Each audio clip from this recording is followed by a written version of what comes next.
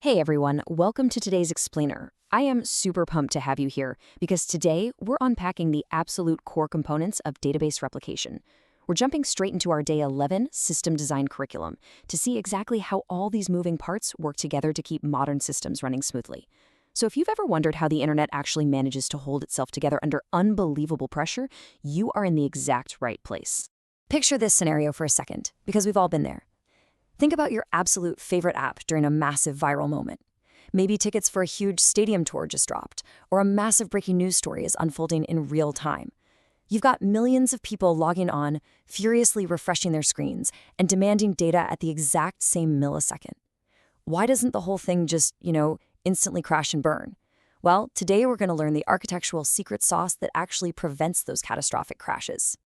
To figure out that secret sauce, we're going to hit 5 key areas today: designing for high availability, primary in read replicas, splitting reads and writes, synchronous versus asynchronous, and finally, failover to survive the crash. Let's get right into it. Starting off with Section 1, designing for high availability. This is our ultimate goal. So, looking at our Day 11 material, our big objective here is building a highly available database architecture, which honestly is just a really fancy engineering way of saying we want a system that literally refuses to go down. Whether it's a super quiet Tuesday afternoon or the absolute chaos of Black Friday shopping, your system has to be there. It's got to be responsive, and it has to serve data to your users. And, maybe most importantly, it saves you from that terrifying 3 a.m. pager alert. Because if you're just running one single database server, man, you've got a massive single point of failure. If that one server loses power or gets overwhelmed, your whole app goes offline, your users are furious, and the business just stops. So how do we fix that? We replicate. Which brings us to Section 2, primary and read replicas. This is how we scale up the foundation. Okay, so a primary/replica architecture is a setup where you have one main database, the primary, handling all the incoming new data, which we call writes. Meanwhile, exact copies of that database, the replicas, are syncing all that data so they can handle the request to just look at information, which we call reads. I actually love to think about this like a high-end restaurant kitchen. The primary database, that's your head chef. The head chef is the only one authorized to take complex new orders and whip up brand new dishes. They handle the writes. But let's be real, one head chef can't personally serve a 1,000-person dining room at the exact same time. That's where the replicas come in. They are your sous chefs, constantly checking the head chef's recipes so they can actually plate the food and serve the masses. Let's zoom in on those sous chefs for a sec. Read replicas are exact, up-to-date copies of the primary database, and their entire reason for existing is just to serve read-heavy traffic. By bringing in these replicas, you guarantee that hundreds of thousands of users who are, just aimlessly scrolling a feed aren't overwhelming your main database. If you didn't have these guys, your primary database would get so incredibly bogged down just trying to show people old posts that it would completely lock up the second someone actually tried to post a new comment or make a purchase. The replicas take all that heavy lifting completely off the primary shoulders. All right, moving to Section 3, splitting reads and writes. It's time to direct the traffic. Because here's the thing, without a traffic cop, our busy kitchen is just going to be pure chaos. Read/write splitting is the logic built right into your application code that acts as that exact traffic cop. In Step 1, anytime a user updates their profile, posts a photo, or buys a product, the application smartly routes that write data change straight to the primary.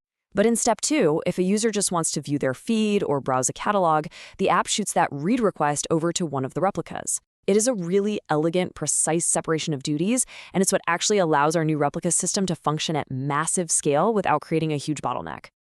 Next up, Section 4, synchronous versus asynchronous, the classic trade-off between speed and safety. So we actually have a massive engineering choice to make here about how exactly the primary shares its data with the replicas. On the left side of the slide, we've got synchronous replication. This means when a new piece of data hits the primary sends it to the replicas and then literally just waits. It hits pause on everything until the replicas are like, yep, got it, we saved it. Now, this is incredibly safe, right? Because you know for a fact that every database has the exact same info. But the downside, it's a lot slower because you're waiting on that network communication. On the right side, we have asynchronous replication. Here, the primary accepts the data, shoots a copy over to the replicas, and then immediately moves on to the next task without waiting around for a thumbs up. This is blazing fast and gives your users a super snappy experience. But there's a catch.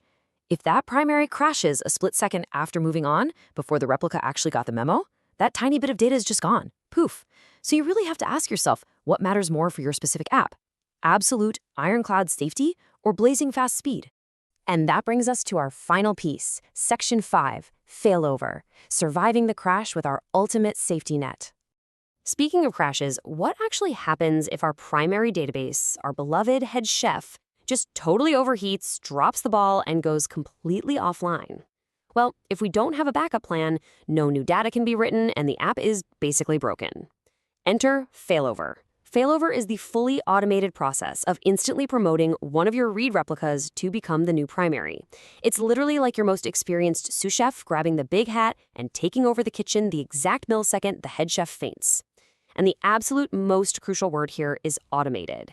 There is no poor human frantically typing away at a keyboard at 3 a.m. trying to fix it.